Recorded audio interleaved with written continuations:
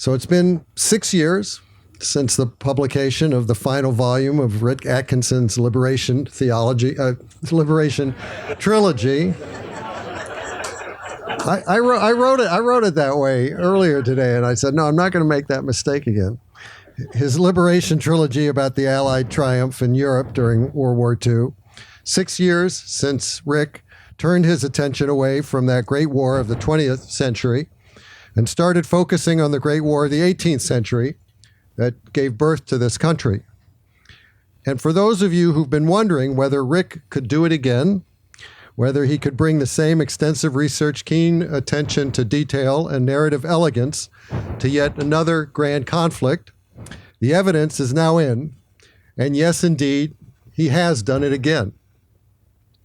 The British Are Coming, which is volume 1 of what Rick is calling the Revolution Trilogy, was released today, and it's another magnificent history, vividly and commandingly told, weaving together the perspectives of many characters high and low, along with meaningful assessments of the action. This initial volume recounts the first 21 months of America's war for independence, starting in the spring of 1775 with the battles at Lexington and Concord, and running through the conflicts at Trenton and Princeton into early 1777.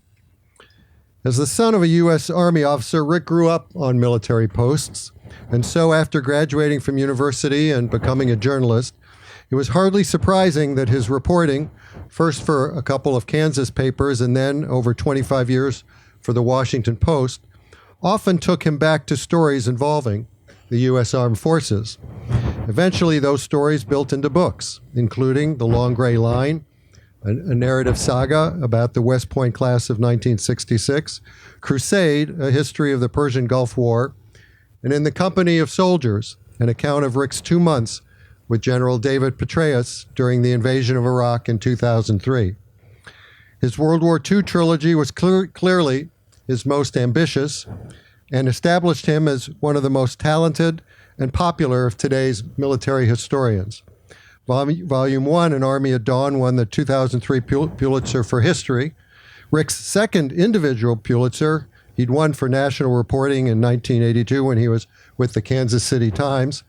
And his third Pulitzer, if you count the one in 1999 that the Washington Post won for public service, for a series edited by Rick on shootings by the D.C. Police Department. Volume 2, The Day of Battle, was a bestseller, and Volume 3, The Guns That Last Light, debuted at number 1 on the New York Times bestseller list. Rick's longtime editor, John Sterling, had said that in the wake of such success, quote, another writer would have dubbed himself Mr. World War II and spent the rest of his career burnishing that brand. But not Rick. He decided to take on an entirely different war. Yes, much had already been written about the American Revolution, but no one had done a start-to-finish battle history for some time, and the actual experience of the war hadn't been made real to readers for many, many years until now. Now, Rick and I have known each other for nearly 30 years, since our days together at the Washington Post, and although he has spent much of his working life chronicling wars and warriors, he's never seemed to me to tire of the subject. I remember a moment here in the store 3 years ago when Rick had just returned from a month in England working on The British Are Coming. He had been granted access to the Round Tower in Windsor Castle, where the papers of George III reside, the vast majority of them never published and only recently open to scholars. Rick was so excited to have gotten to read them for insight into why the British monarch would have waged war against his own subjects for 8 years across 3,000 miles of ocean. And you'll see he starts his book with scenes of George III. And this is the real King George, not the Hamilton version. And here in PNP, we have a particularly soft spot for Rick. He's a regular in the store, and in fact, in 2012, authored a lovely brief history of PNP for a collection of profiles titled My Bookstore. If you haven't read it, I'd urge you to. Now, we expected quite a few people this evening would show up, and you all have. And we could have hosted Rick in a larger venue, but I know he prefers speaking in the store, which has a very special significance to him. So, ladies and gentlemen, please join me in welcoming Rick Atkinson.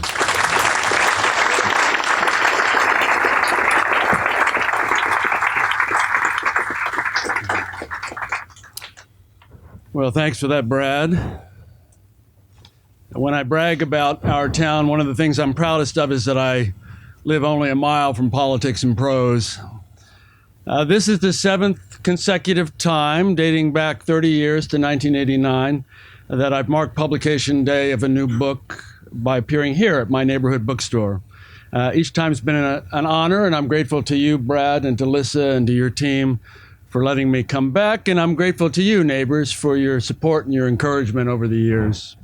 The last time I was here, as he mentioned, was precisely 6 years ago. It was May 14th, 2013, when we rolled out The Guns at Last Light, the final volume in the trilogy on the liberation of Europe and the American role in that project. It took me 15 years. And even then, in 2013, I was pondering what to do next. And as Brad said, the obvious thing would have been to pivot to the Pacific and try to do for the Pacific campaign what I'd done for the Mediterranean and Western European campaigns, but that would have required me to start the war over again at Pearl Harbor or even earlier, and that wasn't very appealing. And besides, I couldn't shake a personal fascination that I've had since I was a kid with a different war in a different century. And I've now completed the first volume, what I hope will be a trilogy. And Brad told you it starts where you might expect it to start, really with King George and June 1773, and he takes an expedition to Portsmouth on the south coast of England, where there is a 4-day review of the Royal Navy, and it's a national holiday essentially, because it's precisely 10 years after the creation of the first British Empire, with Britain's victory in the 7 Years' War, what we call the French and Indian War. And the phrase, "the sun never sets" on the British Empire was coined in 1773. And this book goes through the 2 battles at Trenton and then the battle at Princeton in early 1777, resuscitating American hopes that had seemed all but extinguished at that point. Well, let me concede that there is a lot to dislike about the Founding Fathers and the war they waged for American independence. The stirring assertion that all men are created equal did not, of course, apply to 500,000 black slaves, 1 out of every 5 souls in the 13 colonies when those fine words were written in 1776, nor was it valid for Native Americans, women, or indigents. For the 8-year duration of the American Revolution, those who remained loyal to the British Crown and even fence straddlers who weren't completely committed to the idea of armed insurrection often were subjected to dreadful treatment. Public shaming, disenfranchisement, confiscation, beatings, torture, exile. Some were imprisoned on Hudson River scows, anchored below Albany, or in an old Connecticut copper mine, where they were lowered by windlass 70 feet below ground into rock-walled cells known simply as hell.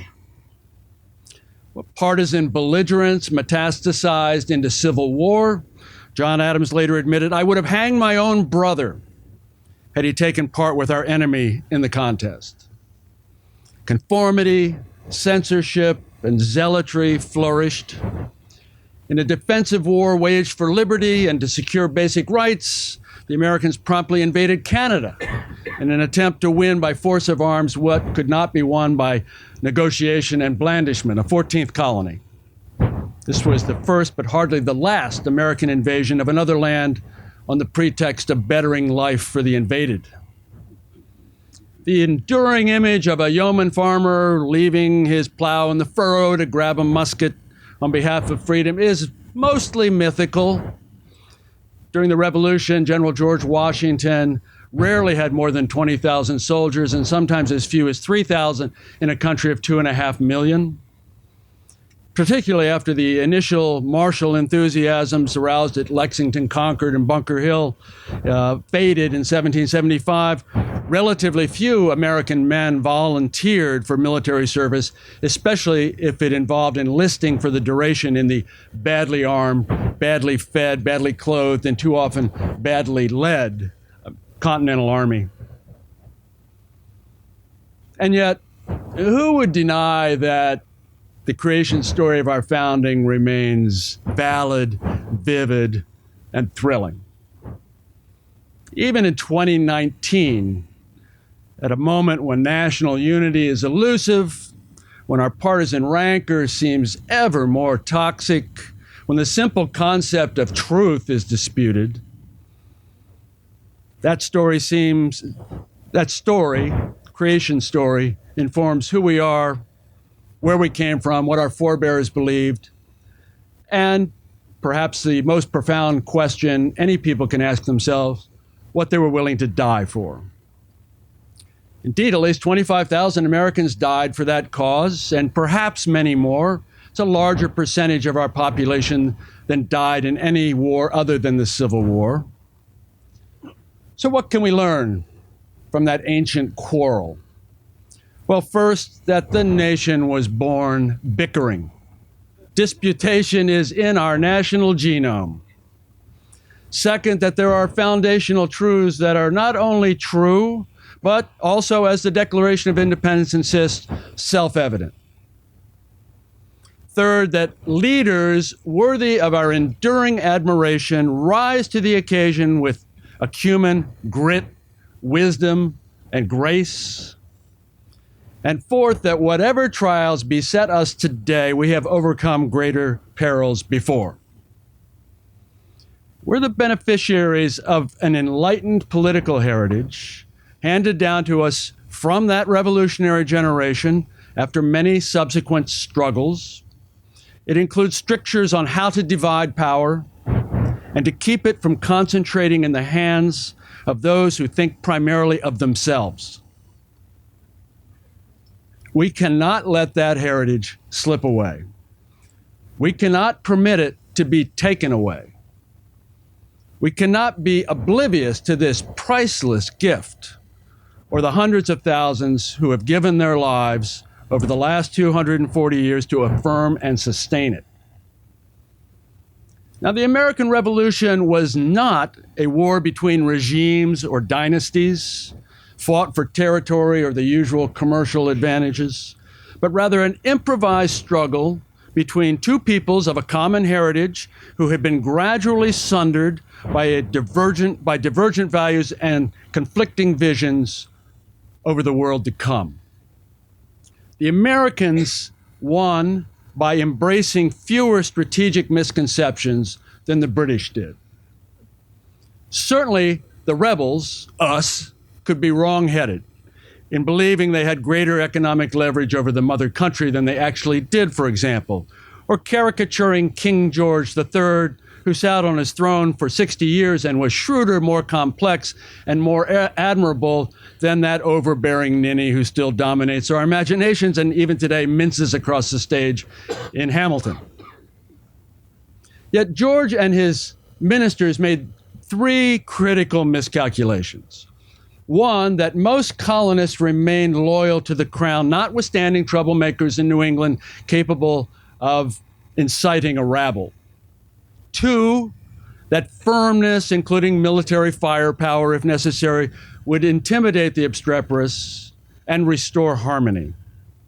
And three, that failure to reassert London's authority in America would eventually unstitch this newly created British Empire, encouraging insurrections in Ireland, Canada, the Sugar Islands, in the Caribbean, India. It's an 18th century version of the domino theory that would propel America into Vietnam 2 centuries later. Britain also underestimated the difficulty of waging war across 3,000 miles of open ocean in the age of sail. For 8 years, as it turned out. Expeditionary warfare, whether waged in North America in the 18th century or in Central Asia in the 21st century, is among the most difficult martial feats. The British Army in the Revolution, unable to gather food and forage from the American countryside without being ambushed, relied largely on provisions shipped from English and Irish ports. But of 40 transport vessels dispatched across the Atlantic in the winter of 1775-76, only 8 reached the King's forces in occupied Boston directly. The rest were blown by gales back to Britain or to the West Indies, or were intercepted by rebel marauders. Of 550 Lincolnshire sheep carried aboard ships that actually made it to Boston, that breed was deemed the fittest to undergo the voyage across the ocean. 40 of those 550 arrived alive. Of 290 hogs shipped, just 74 arrived alive. When the British moved to New York in the summer of 1776 and requested 950 horses to pull their artillery and their supply wagons, 412 of the 950 horses sent from Britain died at sea during the voyage. Scores more were ruined beyond use. Similar difficulties plagued the British for years. Logistics is always hard in war. I've personally seen just how hard in Somalia, Bosnia, Iraq, Afghanistan, and elsewhere. Even when the American rebels were fighting on their home turf, they faced enormous difficulties. Of 75 official letters that General Washington wrote in January and February 1776, half mentioned munition shortages, often in pleading, fretful terms, especially gunpowder, which Washington just called the thing. It's difficult to make musket balls without lead. And by the summer of 1776, the Americans were desperately short of the stuff. In New York, more than 100 tons of lead were collected from fishing nets, clocks, window sash cords to make bullets, along with lead from downspouts and window glass canes and pewter dishes. Without salt, armies and navies couldn't stockpile the meat and fish needed to move anywhere. 2 bushels of salt, more than 100 pounds, were needed to cure 1,000 pounds of pork. Beef required even more. Before the war, America imported 15 million bushels annually, half from the West Indies and half from Britain and Southern Europe. The British trade embargo strangled 2/3 of those imports. Profiteers and hoarders drove up the price from 2 shillings a bushel to 14 shillings by late summer 1776 and as high as 75 shillings a year later. To encourage salt works along the coast, pamphlets were printed with salt-making recipes, and Congress authorized handsome bounties for every bushel produced. John Adams wrote, "All the old women and children are gone down to the Jersey shore to make salt." But 400 gallons of seawater was needed to boil off a bushel of salt, which required great stacks of firewood. It's pretty hard. Virginia spent more than 6,000 pounds to build evaporation ponds along the Chesapeake, but collected only 50 bushels, probably the most expensive salt in the world. Yet those problems, substantial as they were, hardly matched Britain's problems.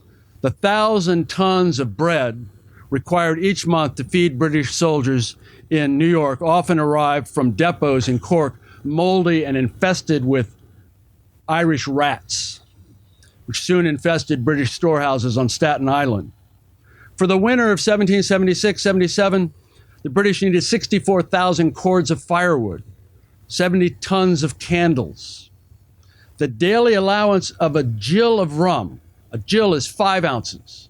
It's about a gallon a month. Took an enormous amount of shipping space.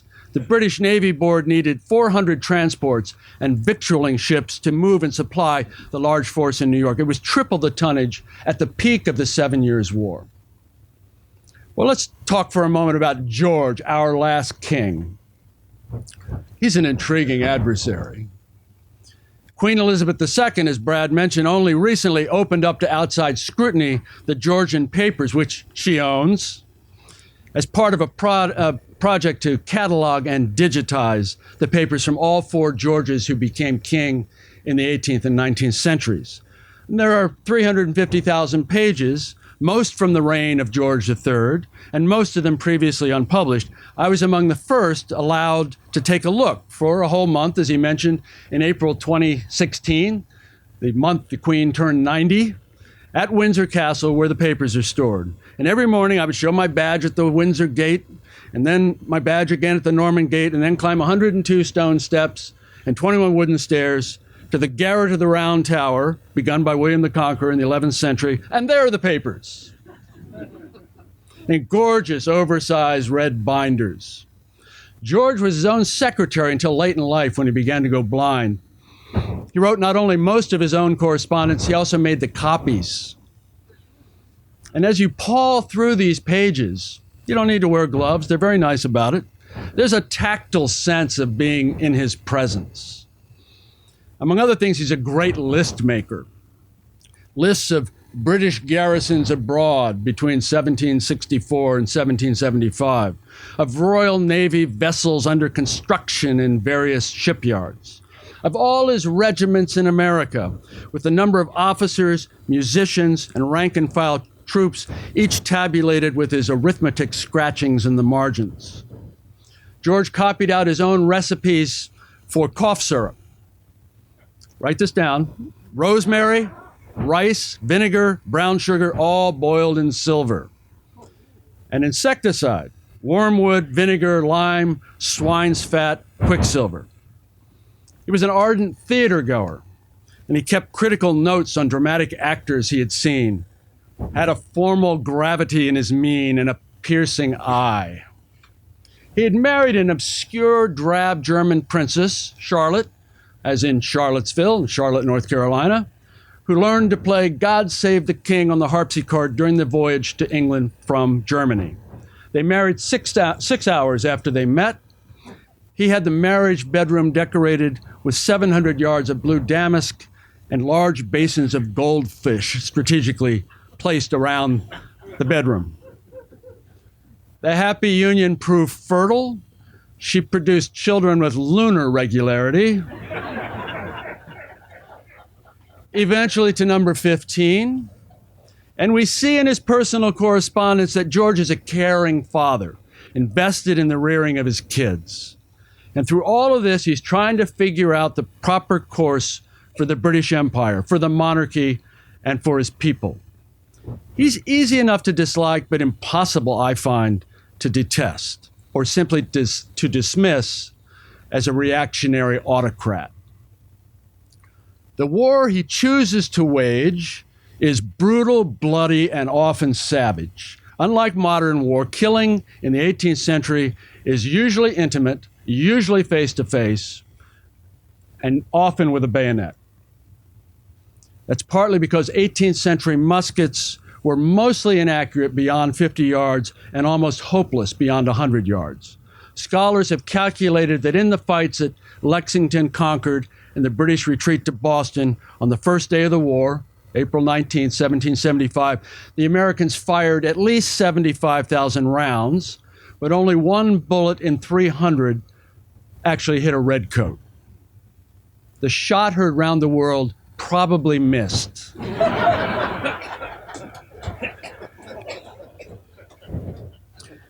Battlefield wisdom had it that it took a man's weight in bullets to kill him in the 18th century, and Revolutionary War combat showed that that was not far wrong. On the other hand, massed musket fire, clusters of men firing in volleys, sent swarms of 1-ounce lead slugs flying downrange at perhaps 1,000 feet a second, and that could be devastating. A man 5 feet 8 inches tall had an exterior surface of 2,550 square inches, of which 1,000 were exposed to gunfire when he was facing an enemy frontally at close range. And given the inadequacy, the primitive inadequacy of 18th century medicine, if you're hit in the torso, you have more than a 50% chance of dying. By the way, later studies by the British Army demonstrated that soldiers wearing conspicuous red uniforms were more than twice as likely to be shot in combat as those in muted blues and grays. American marksmen, especially those few with rifles, which were more accurate than muskets, learned to target the brightest of the red coats, those that were almost vermilion in hue, because they're usually worn by officers who could afford the more expensive dyes that made those coats pop. In the Battle of Bunker Hill, June 17, 1775, the British captured roughly a square mile of rebel-held territory at a cost of over 1,000 casualties, including 226 British dead. It was a massacre. Well, those are some of the nuts and bolts of 18th century warfare. But what are the emotional guts of the revolution? That's what still moves us, stirs our pride, makes us feel that those men and women of more than a dozen generations ago have something to say to us. Why is that? Certainly that revolutionary generation can seem so distant from us as to be almost a foreign people. If irony and skepticism are the twin lenses of modern consciousness, the revolutionaries often seem archaic. They're far less ironic and less skeptical in their worldview than their 21st century descendants. They speak English, but they have their own argot, idiom, their own slang. For example, passing counterfeit money, widely practiced in the 18th century, was known as shoving the queer. Someone who died took heaven by the way. British soldiers in Boston sometimes referred to Americans derisively as Jonathans. But those are minor differences. We rightly admire those Americans for their endurance, pertinacity, sacrifice, not only displayed by men serving in the ranks, but by others swept up in the fraught events of those times. Lois Peters of Connecticut hadn't seen her husband, Captain Nathan Peters, in months when she wrote him, "Pray come home as soon as possible. A visit from you at any time would be agreeable." Meanwhile, she would harvest the corn, sell their oxen for enough cash to try to keep the family saddlery solvent, sew him a shirt, and take great pleasure doing it, she wrote him, and keep faith with the future. She signed her letter, "Your loving wife until dead." General Nathaniel Greene, one of the great figures in American military history, Quaker ironmonger from Rhode Island, makes one of the worst operational decisions of the war by leaving 3,000 American soldiers exposed and vulnerable at Fort Washington on Manhattan Island, where in the space of 8 hours in November 1776, those 3,000 are trapped and killed or captured. This is during a period when American generalship is often characterized by miscalculation, misfortune, imprudence, and deficient military skills. But Greene picks himself up, takes a deep breath, and writes to Cotty, his wife, "The virtue of the Americans is put to a trial.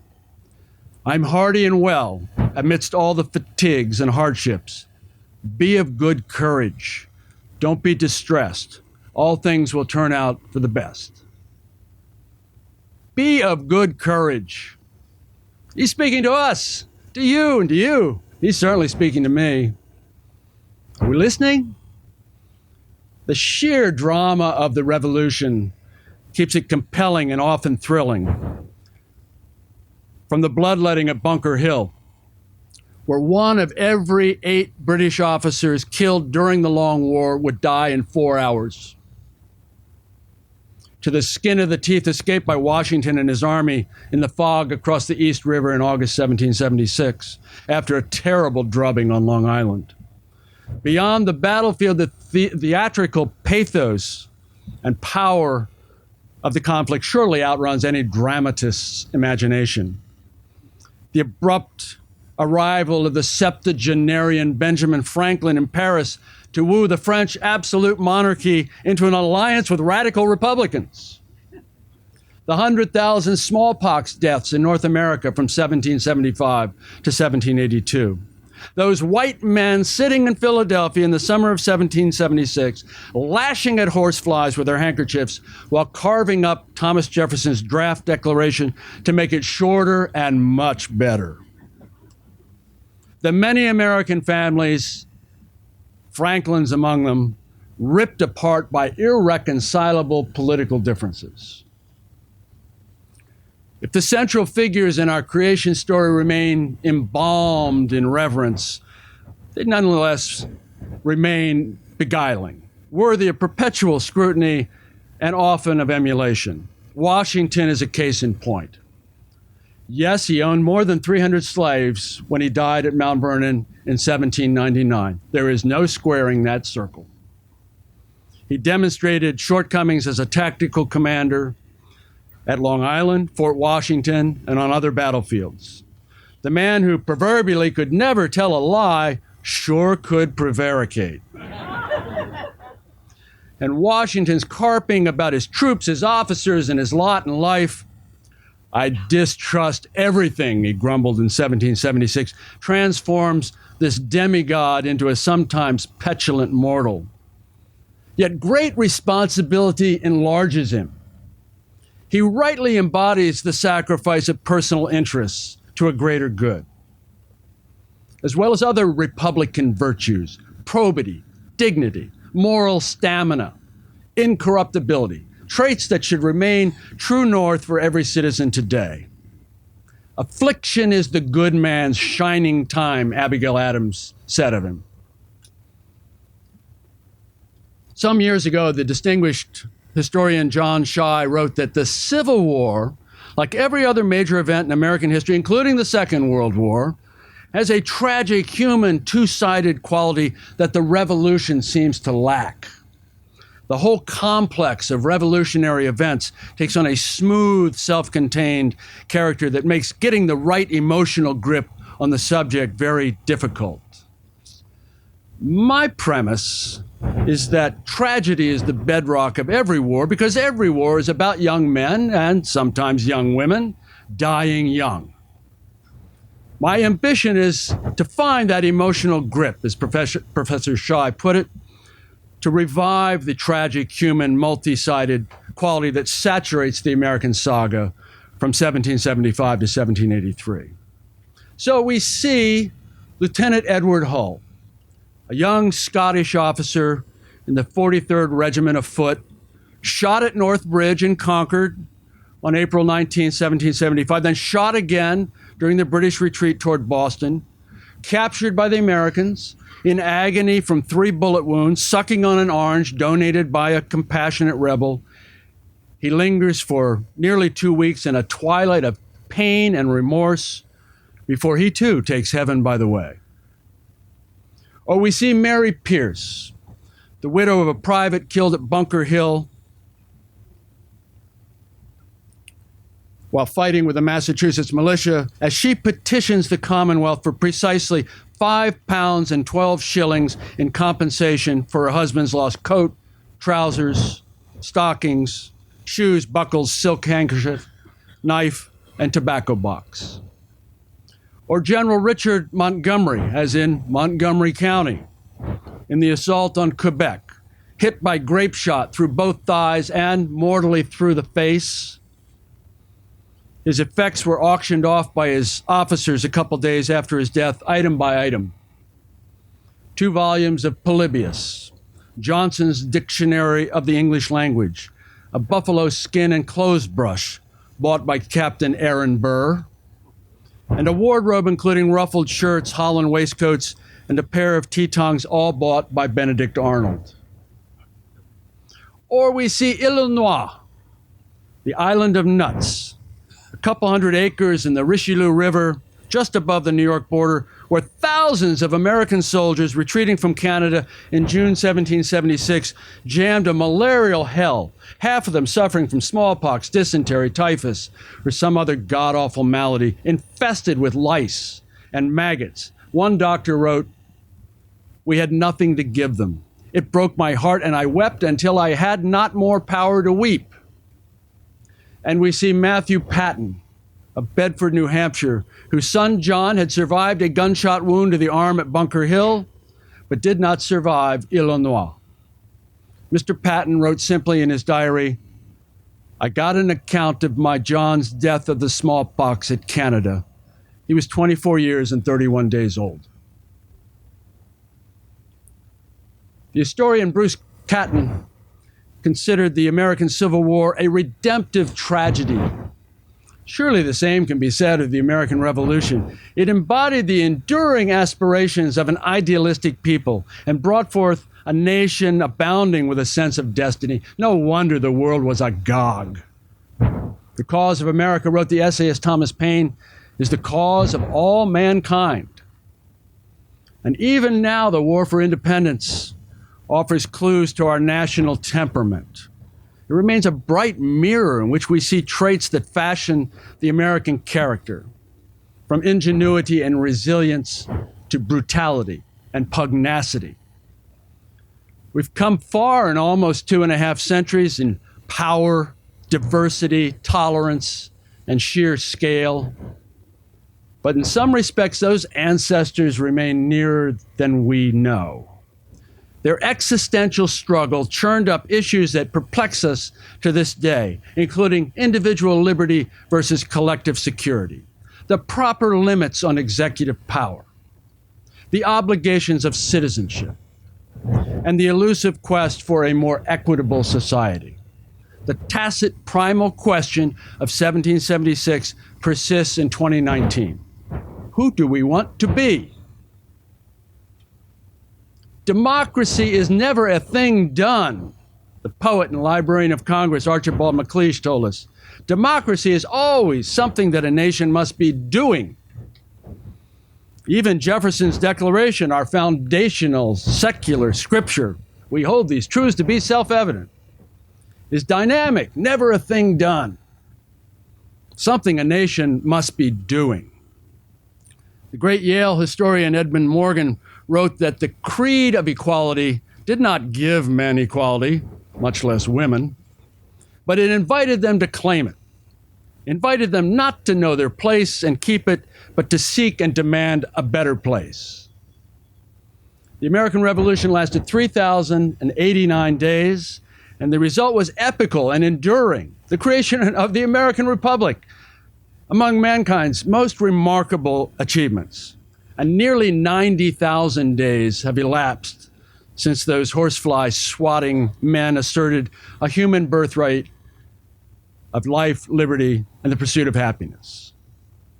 Keeping faith with those who fought, suffered, and died for the principles we profess to still cherish requires more than a nodding acquaintance with them, more than a perfunctory acknowledgement of their struggles.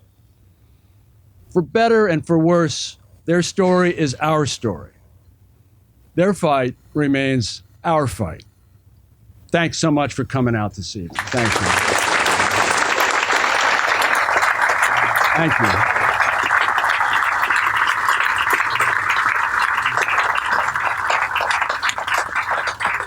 Thanks very much. We have, we'll take questions, and we've only got one mic here because that's the way C-SPAN does it. So if you could come to the mic, and we'll go from there. All right. I just want to say I appreciate the way that you answered my question already. That war is still hell, whether you can fire hundreds of shots a minute or 3 shots a minute, and you don't have any air corps or anything. It's still hell. It's still hell. I agree. There are things about war that are familiar to Thucydides that are entirely familiar to an infantryman or a woman in the Marine Corps in Afghanistan today. Sir. Hi. So I had a question regarding your research process for the book. Presumably there's a certain amount of battlefield research that you have to do. Did you find one site in particular has aged well or has been preserved well compared to others? Because I know compared to the Civil War, the effort for that hasn't been as strong. And if so, did you have a favorite place to visit while you were doing the research? Yeah, it's true. The American Revolutionary War battlefields are very uneven. So if you go to New York, which is the epicenter of much of the struggle in 1776, 77, the British occupied New York until 1783, you really have to use your imagination to understand what happened in the biggest battle of the war, which was at Long Island in August 1776. There are some markings and so on, but it's not like Gettysburg. And it's not like Normandy and some of the Northern European battlefields. There are others, national battlefields like Saratoga, that are well preserved. One of my favorites is not well preserved at all, but you can see it because the land has not changed much.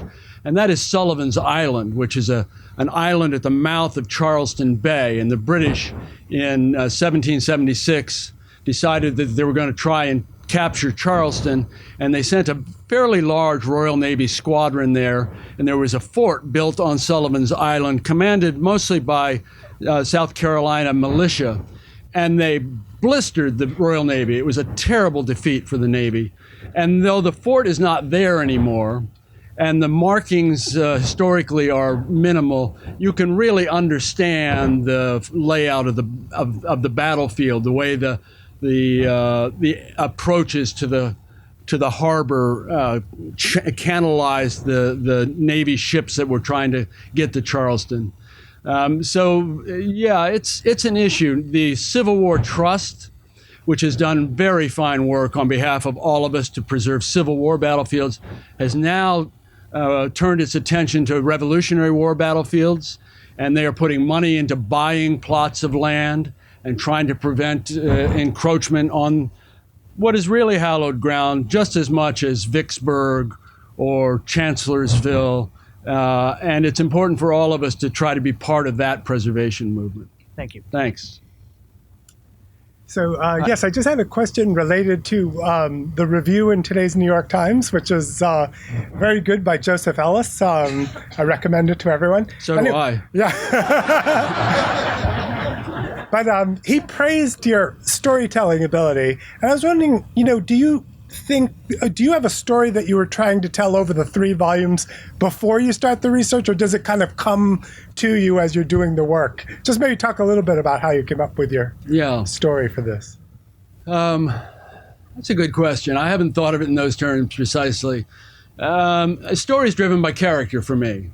And so I'm always looking for characters that can help to, first of all, engage my interest and enthusiasm, and hopefully yours as readers. And a story that can then help to propel, characters that can then help to propel the narrative. I mean, the narrative is the narrative. We know what happened on April 19, 1775, in at least general terms, and we know where the story ends up at Yorktown in 1781. But it's the nuances, it's the brush strokes of detail, the little flecks of gold that I, as a researcher, am looking for in countless archives that help to bring to life that narrative, and help to bring to life particularly those characters. And so I fasten on certain people that I will have with me for the most part for 3 volumes. I did in World War II. Some of them are inevitable. Dwight Eisenhower, for example, George Patton, thank God. And in the Revolutionary War trilogy, you got George Washington, the long pole in the tent, the man who's absolutely indispensable, commanding the institution that's absolutely indispensable, the United States Army, the Continental Army. So when I find these characters, I'm looking for ways to walk them onto the stage or have them gallop onto the stage in ways that help to advance the larger narrative, while we're also hopefully seeing insights into them, watching them grow or not. They don't always grow. And so a character like Benedict Arnold, for example, you all are familiar with that guy, right? He's the best battle captain on either side for the first 2 years of the war. He is born to lead other men in the dark of night. Not only is he terrific at fighting on land, he's an absolutely proficient fighting admiral at sea, because he commands the American squadron on Lake Champlain in October 1776. He loses his squadron, but he delays this British invasion that's coming down Lake Champlain long enough for the British to be stalled in their attempt to take New York. It's one of the critical moments in our history, and he's the guy who does it. He's an amazing character. He also has an enormous capacity for infuriating people around him. He's just one of those people who makes people angry. And he's got resentments, which will lead to certain things, as you all know. So Benedict Arnold, for me, is a character that I can watch evolve over time. He's critical to the events that I'm describing in this book, And he's going to be critical later because we're going to see him obviously switch sides. So I'm looking for characters to help to take the narrative along rather than thinking of a larger story theme that I'm advancing. Yeah, thank you. Sorry for the long-winded. Oh, no, it's perfect. Thank you. Thanks. Yes, ma'am. I'm from Massachusetts, and for 30 or 40 years, my parents lived on Barrett's Mill Road, which is right down the street from the bridge and the park and all that. And all that, yeah.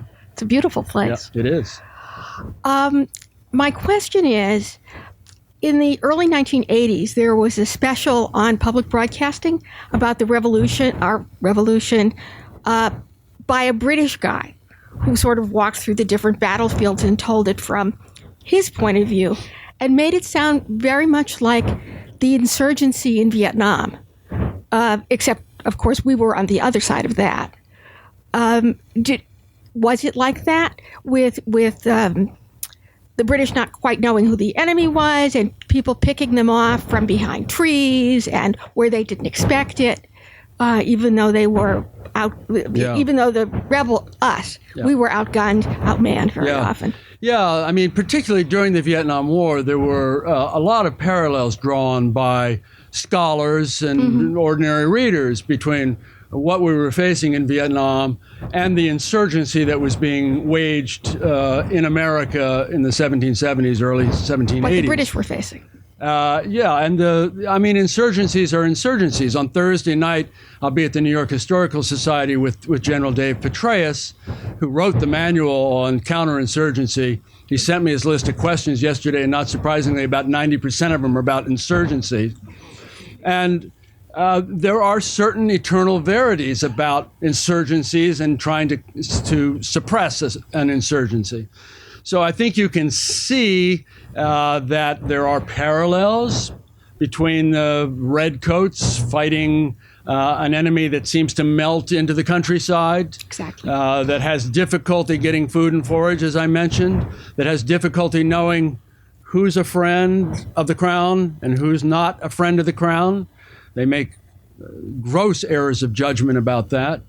These are all insurgency issues. They're all part of the questions that are raised in counterinsurgency doctrine. One issue is, could the British have done anything differently that would have been successful in their counterinsurgency? Incidentally, General Henry Clinton, who serves longer than any British general during the American Revolution in America. His father had been the governor of New York, so he spent part of his childhood in New York. He knows the country well. He will be the commander-in-chief of British forces for 4 years during the Revolution. He says, in order to triumph here, we need to win hearts and minds. Interesting.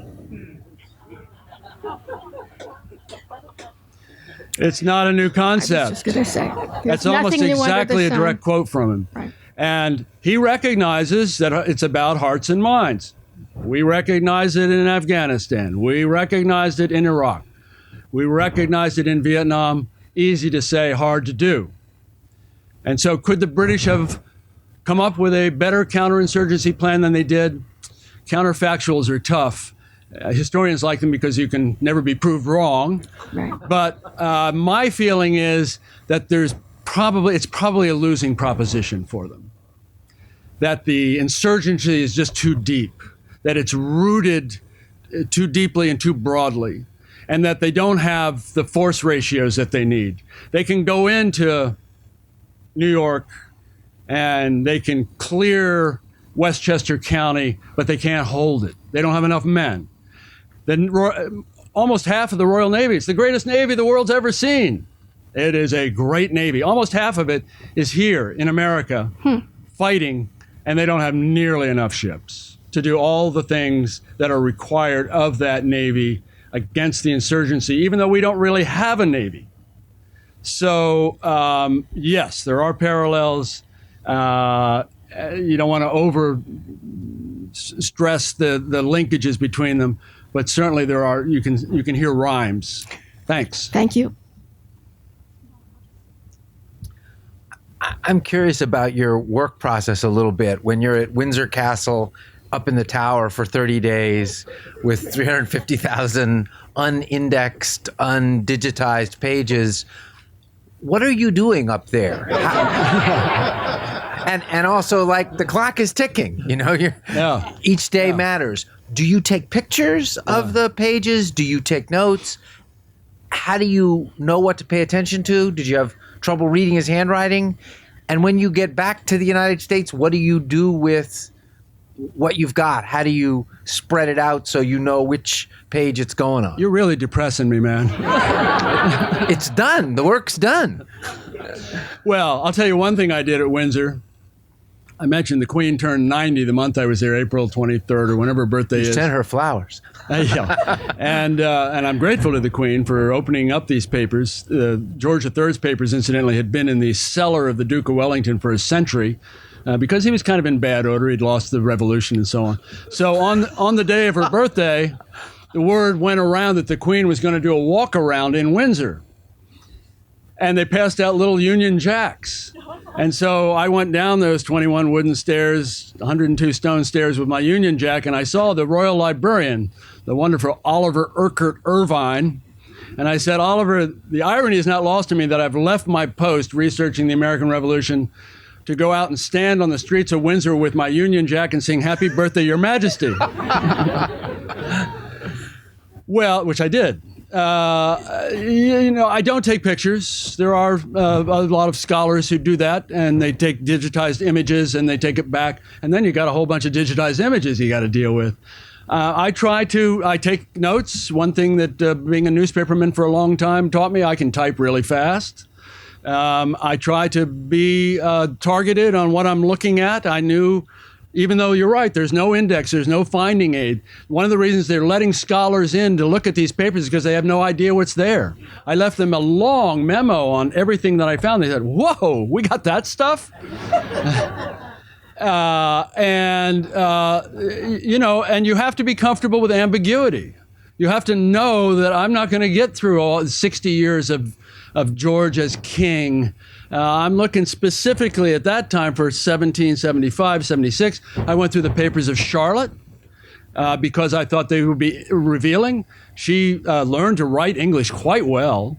I went through the papers of the two eldest princes, Prince George, George P., George Prince, as opposed to George R., George Rex, his father, and William, both of whom become king. Because I thought they would be revealing about the family dynamic. William was actually in New York in the last year or so of the war with the Royal Navy as a young officer. My feeling is that it's, I'm very methodical about it. I pick up where I left off yesterday. I try to be swift and efficient. And yet I know that there's still more there. I also know that the stuff is all going to be digitized so that when I need to look for coming volumes, I'll be able to just click. And that's a great gift that the Queen has given all of us, actually. Thanks for that. Thank you. I was born in Trenton, New Jersey. What is the significance of the Battle of Trenton in the American Revolution? And do you have a character that came out of that battle that you can elaborate on? Well, there are two battles of Trenton, of course. There's the famous battle in which Washington, really on the cusp of the whole thing gone south, has managed to get away by the skin of his teeth across the Delaware, westbound into Pennsylvania in December of 1776. And he's got fewer than 3,000 troops at that point, and he's got the British hot on his heels. And they close to Trenton, and they're right across the river. And his force builds up to 5,600 or so, and he decides, out of desperation, partly out of inspiration, that desperate times require desperate measures. That's exactly what he tells Congress. And he decides he's going to cross the Delaware River eastbound on Christmas night because he believes that the Hessian garrison, there are about 1,000 German soldiers in your hometown, he believes they're vulnerable, and he's right. And it doesn't all go according to plan, but it's a pretty brilliant plan. It's one good example of Washington as a fine tactical commander. And they fall on the garrison. Incidentally, the Hessians are not, contrary to mythology, drunk. General Rahl, the commander, is not drunk. These are good soldiers, and they're just overwhelmed, and they're slaughtered or captured. It's a great victory. Washington crosses back into Pennsylvania, and then he decides, this is an amazing thing he does. Instead of collecting his winnings and strutting around, he decides to double down.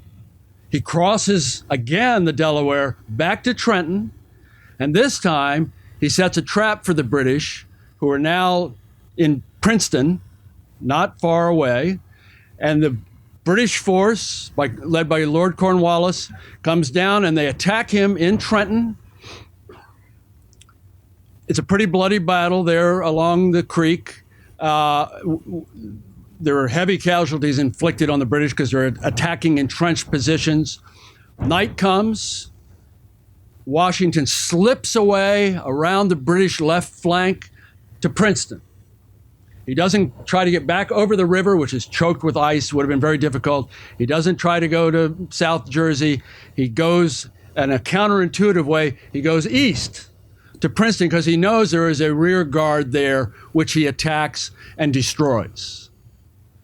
That sequence, Trenton, Princeton, is brilliant. It's really brilliant. And after that, the Battle of Princeton is January 3rd, 1777. He slips away to North Jersey, into the highlands of North Jersey, where he's invulnerable. It's good ground. He can defend it, and he'll stay there for 5 months. They'll go to winter quarters. So in terms of a character, Hugh Mercer. Hugh Mercer is a Scottish emigre who's come to America. He's a physician clergyman, actually. And he settles in Virginia. He's got some skills as a military man, and he's made a general, and he fights at Trenton, he fights at Princeton, and he's killed at Princeton. It's a great loss, actually, because he's a personal friend of Washington's, but he's a capable battlefield commander. And Hugh Mercer is one of my favorite characters out of that period. Thank you very much. Thank you, sir. History professor at my college used to like to say the freest of peoples were the first to rebel. And it's sometimes said that we call it the revolution, but it wasn't really a revolution. It didn't destroy the social order. Maybe you don't consider these things even important, but I thought I'd ask what you think of those. Yeah, no, I mean, that's been debated for 200 years. It's a very relevant question, and I do consider them important. Is it a revolution? The order is not destroyed. It is not. You're not sending hundreds of people to the guillotine. You're not looking to overthrow a monarchy. That was a revolution, right? But in my judgment, it's a revolution in the sense that it is helping to affirm what it is we have begun to establish here. A relatively egalitarian society. It's not that there aren't social strata. It's not that there are not 500,000 enslaved blacks in this country. It's not that women have equal rights. But it is quite different from the mother country, where you have an aristocracy, where you have limited ability to rise in life. Here, if the world's not your oyster, it's pretty close. And the revolution in part is about the affirmation of that promise, about the affirmation of what is clearly seen by many of those living in the 1770s as a continental power. They know California is out there somewhere. They know it's a big continent, and they have grand dreams of it. Some of them are mercantile dreams. They're perfectly willing, as we know, to run roughshod over the Native Americans who live there. But nevertheless, it is the dream of a big empire of our own. And so part of the revolutionary impulse is to take this nascent democracy, and of course nobody knows what it's going to be, but even by 1776, they're thinking in terms of a republic. That's pretty bold.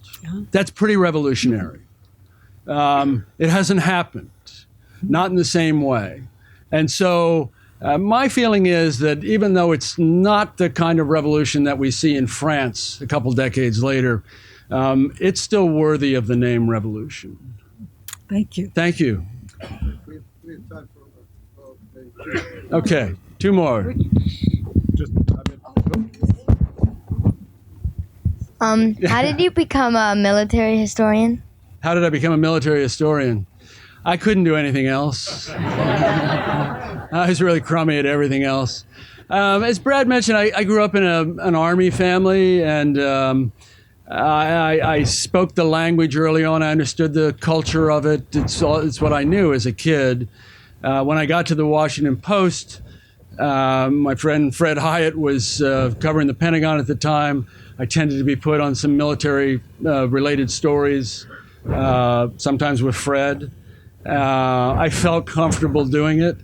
I had written a book before I came to Washington about the West Point class of 1966. I'd written a newspaper series about them. They lost more men in Vietnam than any of the West Point classes. They're really a prism at which you can look at the social unrest in America through that class and what happened to them at West Point, after West Point, and for the 20 years after that. I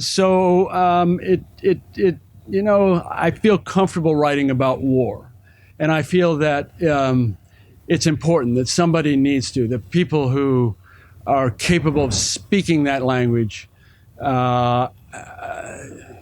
first of all, any good military historian is not writing about war because they like it.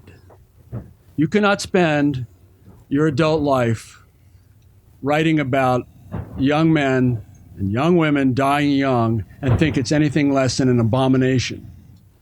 And so my feeling is my seventh book, they've all been about war, and my feeling is that every one of them is an anti-war book. And I believe that deeply. So that's part of my impulse. Thanks for the great question. Thank you. Thanks.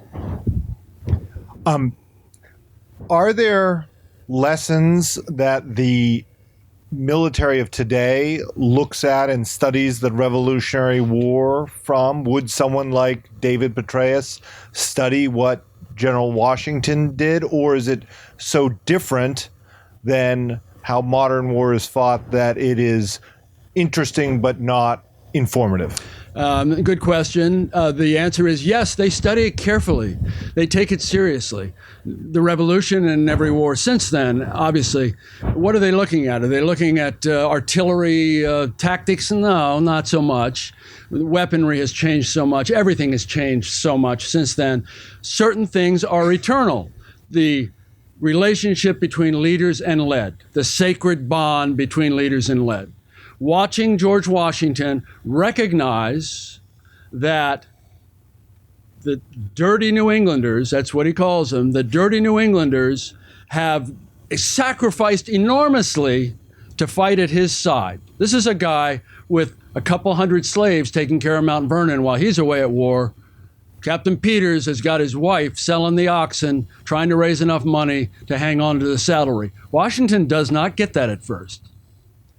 And this mystical bond between leader and led is something that evolves over time. And it's the consequence of shared disaster, defeat, the thrill of victory, the agony of all of that. Those are the kinds of lessons that modern commanders and soldiers, sailors, airmen, Marines are interested in. They're interested in the things we talked about earlier in terms of insurgencies.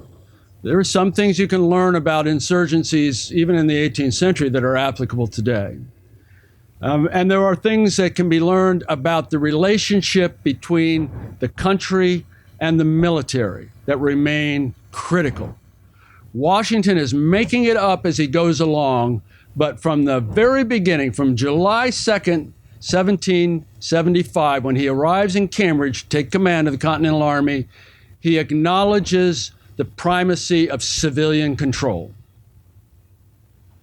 Nobody says that that necessarily is the way it needs to go, and there's a lot of anxiety about the potential for a military dictatorship, for a Cromwell to emerge.